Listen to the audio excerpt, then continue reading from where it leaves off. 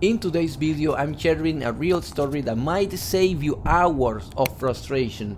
I was getting a check engine light on my car. The code pointed to a misfire on the cylinder number 1. So the first thing I did was the usual. I swapped the ignition coil with another cylinder, the one next to it, to see if the misfire would move, but it didn't.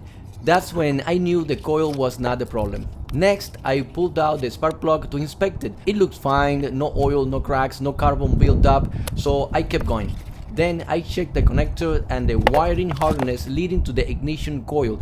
Everything looked normal, no corrosion, no rust, no broken wires. Visually, everything seemed okay. At this point, I started to get worried. Maybe it was something internal, like a bad injector or compression issue.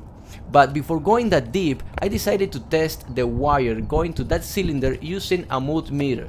I checked for voltage and signal. Both were present. So what was causing this persistent misfire on the cylinder number 1 on my car? That's when I decided to try something simple.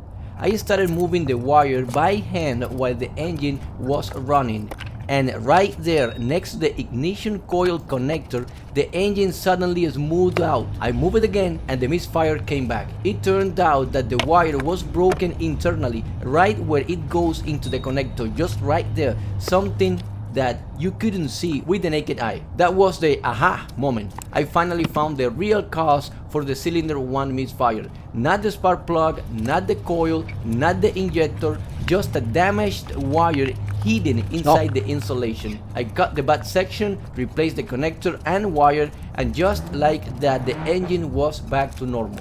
So if you ever get a misfire code that doesn't move after swapping the coils or plugs, don't forget to wiggle test the wire. Sometimes the problem isn't what you can see, it's what's hidden inside the wire itself. This is one of those small but powerful lessons. Always check the wiring harness, always, before assuming the worst. It can save you money, time, and unnecessary part replacement. If this video helped you, make sure to like, subscribe, and check my channel for more DIY car repairs tutorials, misfire diagnostic tips, and real troubleshooting examples like this one.